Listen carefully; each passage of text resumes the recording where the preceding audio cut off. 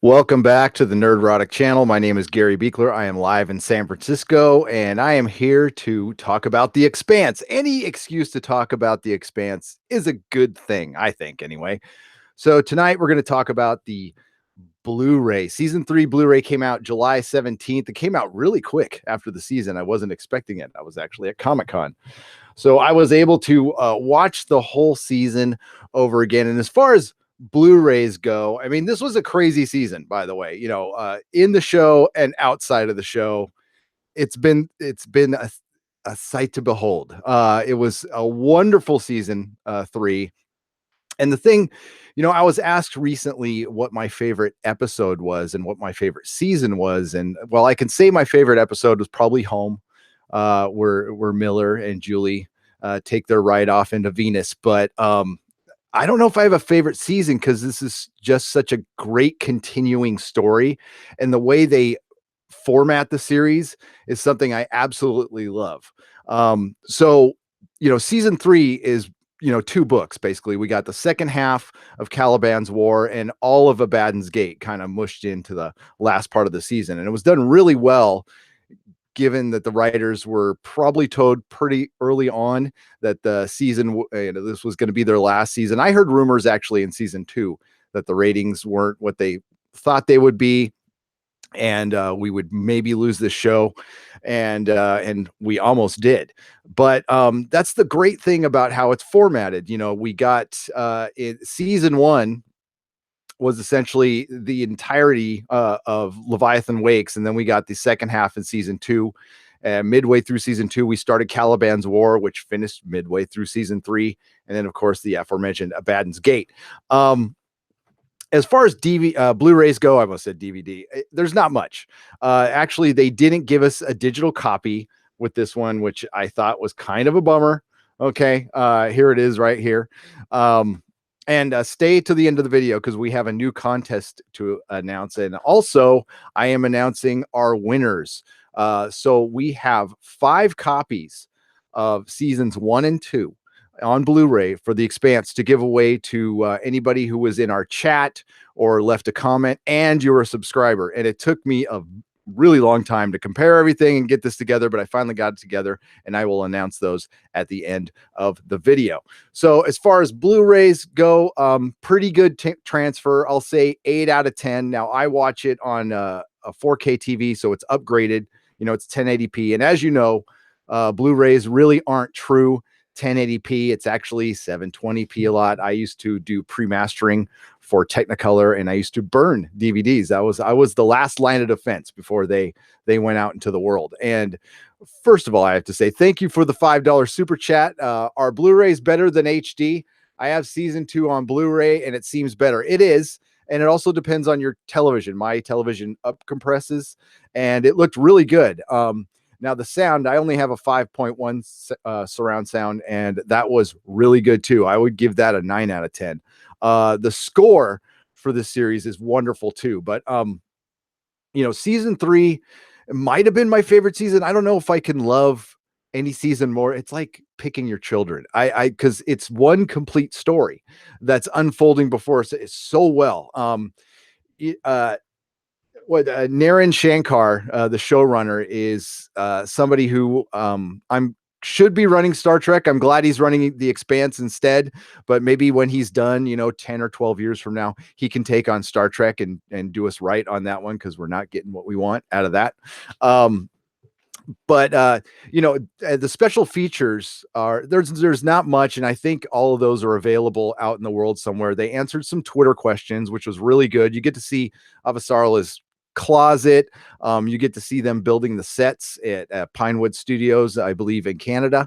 And it's amazing how they do that. They showed you how they did the lift on the Thomas Prince, and how janky it is. It's pretty crazy. And I'm hoping they do these in 4K someday. I really do. I'm imagine when they get to Amazon, we'll get 4K, and of course I will buy those immediately. So, and also this season was a tale of 2 stories, because we had, the ending of one book, like I said, and Abaddon's Gate. My favorite moments in the first half, starting off Bobby and Avasarala together, their escape in the Razorback, that was freaking awesome. Um, and Prax's reunion with his daughter, which was really emotional and really done well. Almost cut a little bit too short, but really cool. The creepy Katoa scene, where we see the hybrids being made from the evil Dr. Strickland. But my favorite scene is the small one, and it should be on a t-shirt everywhere, is when Amos just says, "I am that guy," right before he administers justice to Dr. Strickland. So did I like the first part of the season more than the second half? That's a good question. Kind of. It was paced a little better.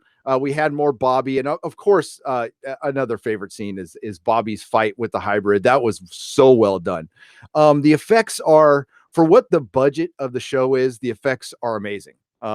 If you compare Star Trek Discovery, which is up to $10 million an episode, to The Expanse, which I imagine is probably like 2 or 3 million an episode, nothing short of phenomenal. So our biggest new character in the first part of the season was Anna, and they mixed her in. She's actually from Abaddon's Gate, so they kind of infused her in a little early, and she became a really integral part of the first part of the season. And at first, we really weren't sure what she was there for, but we find out at the end, and she ends up being a really, really good character. So then we get into Abaddon's Gate, and of course, what all of us book readers were hoping for. And by the way, spoilers if I haven't said it by now, sorry. We were all waiting for the return of Miller. We knew Miller was going to come back, and we wanted to see, like, for the people who didn't read the books, their reactions, which was great in my house, because I was able to keep it from my wife, which was nice. So we also got the two new characters we got in the second part of the season were Melba, or Clarissa Mao, and Ashford. Now, Ashford, who was play, I always forget his name now, is David Strathern. He was so good. And in the special features, they get into like how much detail they went into the character and how kind of method David went, to the point where, and I never noticed this, he has a discolored eye. So they use, and it was his idea to he has burns throughout his entire body. We find out what those burns are from. And he said, well, wouldn't his eye be discolored too? So he brought one little contact lens, and that was his idea. And that, it's something that I wouldn't have noticed unless they told me. And it's brilliant. And that's what gives depth to this show. And, so many shows try to be this show. This is what Star Trek Discovery tries to be, and fails miserably. And this show does with ease. It's just got a wonderful cast. Dominic Tipper as Naomi Nagata, Cass Anvar as Alex, Wes Chapman as Amos, Stephen Strait as Holden, who I thought was kind of, I would say, the second MVP of this season. But I have to say Cara G as drummer was my favorite. She was the MVP of season 3.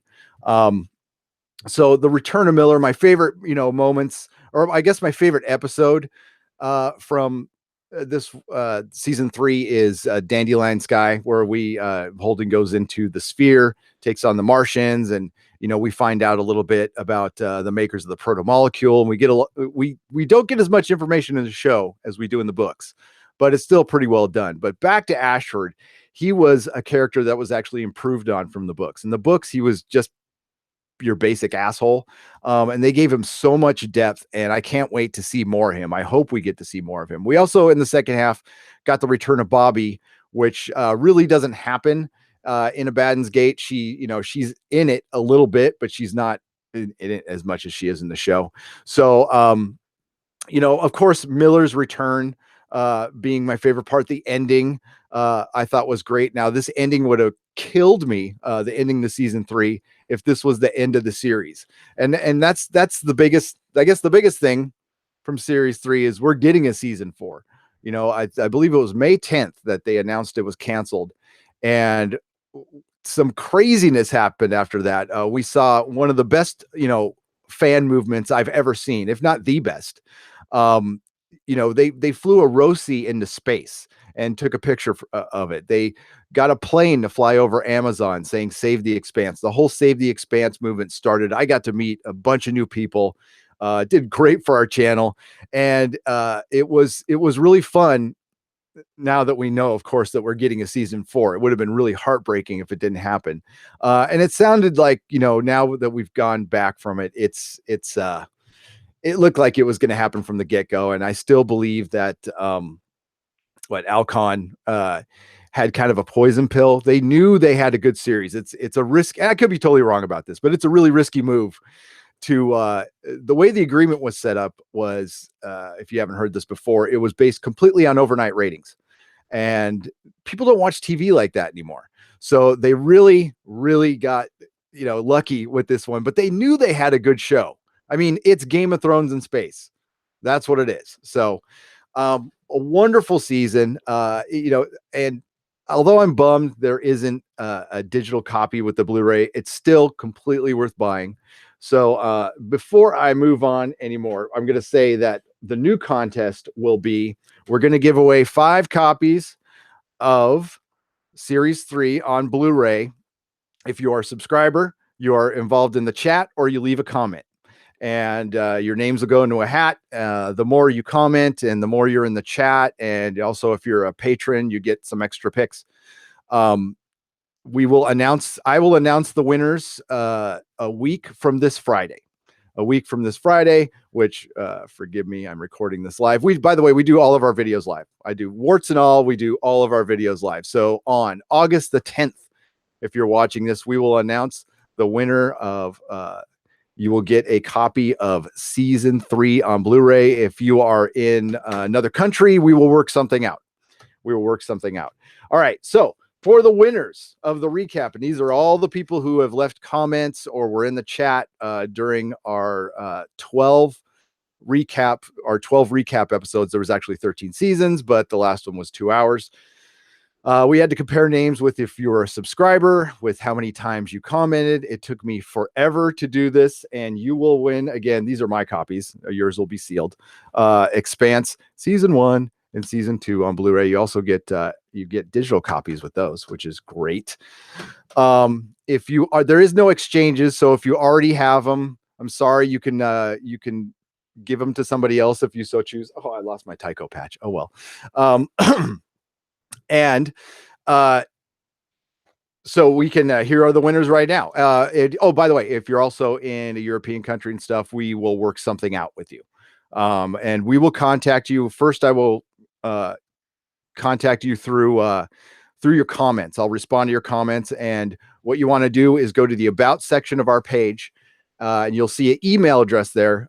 Hit me up on email there, or hit me up on Twitter. My DMs are open. So the winners are, if you're ready, David Hill, John Bellman, Amber R, Christopher Mitchell, Christopher Mitchell. Sorry about that. And Mary Ashmead, who I know is always a regular, and I was very excited for her to win. That was cool. So those are your winners for Expanse season 1 and 2 Blu-ray. And try to contact me in the ways I told you to, and I will also respond to your comments within the next 24 hours. Okay, so that's great.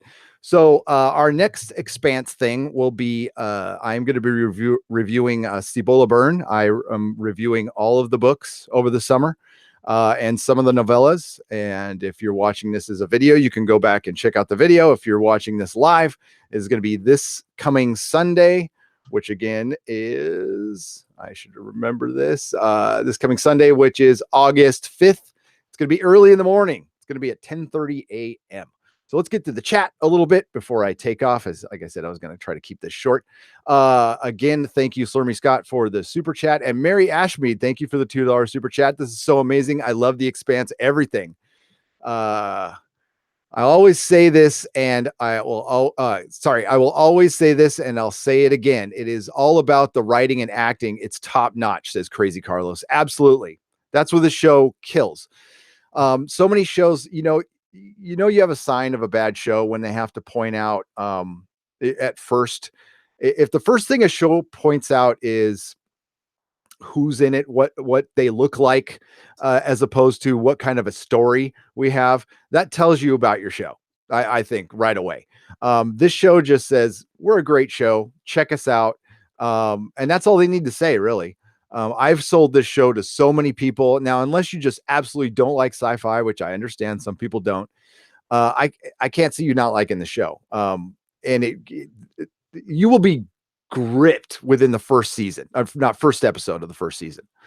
Um, there are Facebook group member that made Amos I Am That Guy shirt. Oh, nice. I say Amos. I always say Amos. Tim F. That's awesome. I figured they would. I need to find that. I am that guy. Yeah, Bobby's fight was so cool. I like the book. I like in the book how Amos calls Anna Red and Clarissa Peaches. Yes. Yes, the Amos in the book is so different. I still don't see. I see John Batista as the Amos in the book. Uh, Gamer Bari put up a video behind the scenes and how the crew stretch money on its sets costumes. 53 minutes. Slurmy Scott, I will check it out. It forces you to be creative. It really does. A great example is The Matrix. If you watch, The Matrix came out with a special edition a long time ago, where they were in some of the special features, they were actually critical of the final two movies. And they did go into, we had a lot less money. We were a tight knit group during the first movie. And then when we got more money and bigger trailers, we kind of lost our way. I can't really see that happening with this show because it really what I've heard from feedback in our comments and stuff, and just you can tell that this is a really tight knit family there, and they all get along. You can see it in their behind the scenes. The behind the scenes is hilarious on this, just for watching Avasarala say fuck, and they talk about how she can't say, or they have to strategically put in her fucks, which is funny as hell. Let's not forget the actor who played Aaron Wright. I loved his portrayal. Yeah, he was great. I'm not remembering his name right now, but he was fantastic as a bad guy. Again, because he was layered. I mean, you got to see his whole decision on betraying Avasarala, what led him into that, just fear. Basically, he was afraid. You got to see him talk to his kid, which was kind of heart-wrenching. I'm not a fan of Cibola Burn, however, says Mary Ashmead. I still think there's a good show in there. Okay. I think there's a lot of fat they can trim. In the Baden's Gate, they've trimmed a lot of fat in the second half of the season. The whole, when the slow zone goes on for a long time. I mean, a long time in the books. Yes, Leonard, we are going to do book reviews again. I'm going to be back this Sunday. The canceled video finally hit us 60,000 views. It did, Pen Farm Girl. I wasn't even looking. That's awesome. Thanks. I love it that you guys noticed that. That's so great. The Expanse movement is what gives me hope for Star Wars and its future. Yep. Now, I have to say the Expanse fans, are a lot more positive, but it's because they're being given good content. Now, if Star Wars is given good content, they're not having any problems. If Shankar was running a Star Wars, they wouldn't be having any problems. Oh my God, Tara, what's up, Tara? You are first runner up, Tara. So I will say that we have some runners up if we don't hear from anybody, and you are first runner up for prize winner. Thanks, Todd. Yeah, we did so well. We got so many subs. I mean, we have a small little channel. We do everything wrong. We do everything live and too long, and we show our faces, and there's not a ton of production value. That's honestly because we don't. Dennis and I both work full time. We're just fans. We're just fans who want to talk with you guys. And my favorite part is the reason we do everything live is I like talking to you guys. That's my favorite part of doing this at all. If I couldn't talk to you guys, we were almost about to quit it. Until our live stream thing started kicking in, and that was good. The best part about the movement was the Save the Expanse and not fuck sci-fi. Philip A. Demick, I agree wholeheartedly there. There was a little bit of that from me. I think I said it the first night I did a video, but it really stayed positive.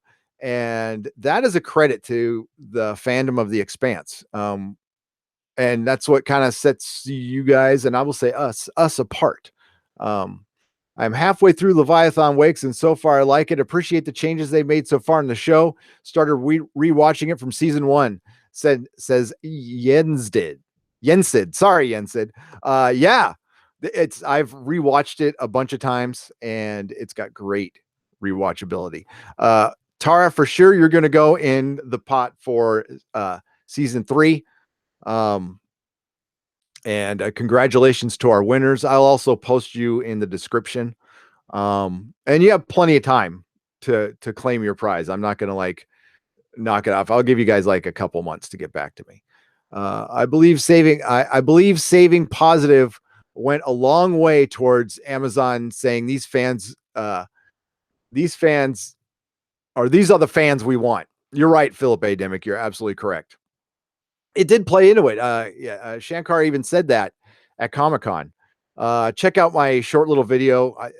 There wasn't much Expanse at Comic-Con, and believe me, I gave you everything he said.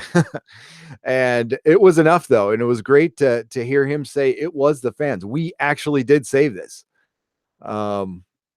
Yes, congratulations, Mary. Yay. I will get all that stuff from you guys. You got to contact me. So we'll figure out a way. We'll figure out a way. And welcome, Jensen. Yes, welcome to. And if you're watching this as a video, we do everything live. Please check out nerdrotic.com or our Twitter, which is at Nerdrotics, or our Facebook, which is Nerdrotic Podcast. We post our schedules. And yes, we do everything live. So I'd love to see you in the chat so we can interact and talk about it. And please, in the comments, tell me what your favorite things were from season 3. You can even put in criticisms. I don't really have any. It was rushed a little bit at the end, but I put that at the feet of sci-fi. And the writers did what they could, and it was brilliant. It was really brilliant. And now I cannot wait. Just seeing the production art for season 4, them being on Illis or New Terra, whatever side you're on. I think however you feel about Cibola Burn, there is a really good TV show in there, and these writers are the right people to do it. Late to the party, have they confirmed Shora is coming back? I don't know. They would have to write her in.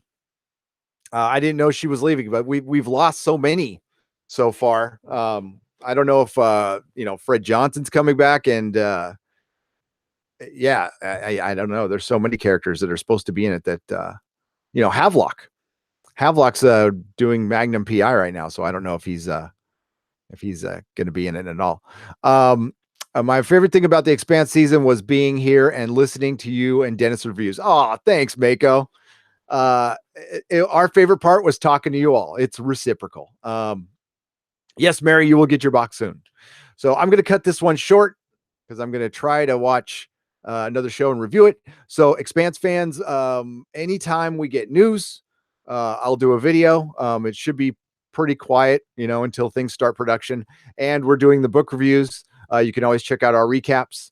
After you rewatch The Expanse, you can rewatch our recaps if you like. If you do like our channel, please subscribe. Like, share, and subscribe. Of course, we have a Patreon. Please check it out.